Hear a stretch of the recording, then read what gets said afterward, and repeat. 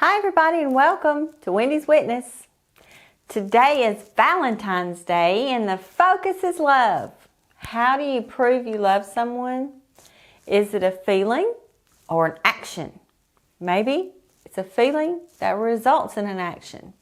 Our head, our heart, our hands, they're all connected. Does our faith fit this category? What about hope? Insert 1 Corinthians 13:13. Now these three remain, faith, hope, and love, but the greatest of these is love. Keep watching today. Let's remove what hinders in order to remain in love.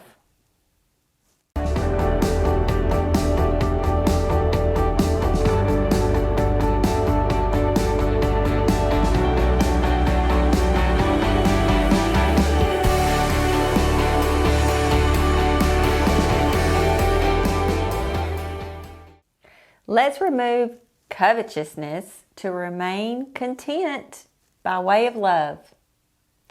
Love doesn't want what it doesn't have. The message, 1 Corinthians 13:4. Exodus 20:17. You shall not covet your neighbor's house. You shall not covet your neighbor's wife or his manservant or maidservant, his ox or donkey, or anything that belongs to your neighbor. Why does God warn us not to want what someone else has? Because He wants us to be content. 1 Timothy 6:6 says, but godliness with contentment is great gain. Paul says, I've learned in whatever state I'm in to be content. Philippians 4:11. Why does God tell us not to focus on things, but to focus on Him? Because things don't last. God does, and our permanent eternal destination will. 2 Peter 3:10-11 tells us, both the earth and the works that are in it will be burned up. Therefore, since all these things will be dissolved, what manner of persons ought you to be in holy conduct and godliness? Sometimes, if we're not careful, we can find ourselves looking longingly at what other people have and what other people do. And one of the ways that this happens is through social media. It's a trap that we all fall into. But God wants us to be content and not to be coveting. Because coveting leads to greed and idols. And that will never satisfy. How to remove fear and worry to remain a faithful witness by way of faith.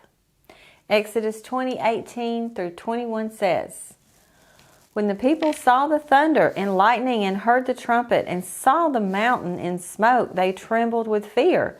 They stayed at a distance and said to Moses, speak to us yourself and we will listen. But do not have God speak to us or we will die. Moses said to the people, do not be afraid. God has come to test you so that the fear of God will be with you to keep you from sinning. The people remained at a distance while Moses approached the thick darkness where God was. Sometimes we remain in fear or worry because we remain at a distance from God. The fear I refer to here is torment, not the fear of God. The fear of God and the spirit of fear are in contrast and opposite to each other. One causes you to approach God with humility. The other causes you to flinch back, fearing the unknown. Faith is a fear reflector.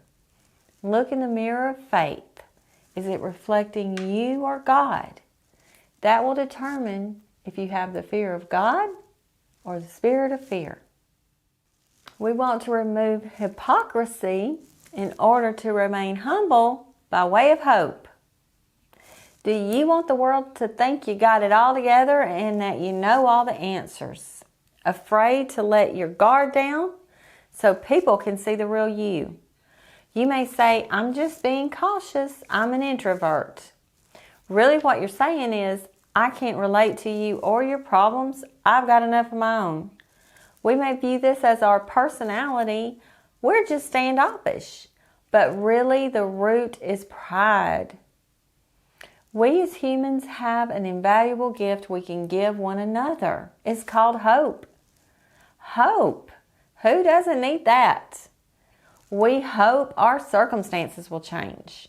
We hope the end of our trial is near. We hope someone understands us, accepts us, loves, and appreciates us. Hope is a lifeline we can offer to make all the difference in someone's life if we'll humble ourselves. Take the time to notice needs. Be authentic. Offer comfort and compassion to help the hurting. It means we lose the need to present our perfect self, but instead perfect presenting ourselves in order to offer hope.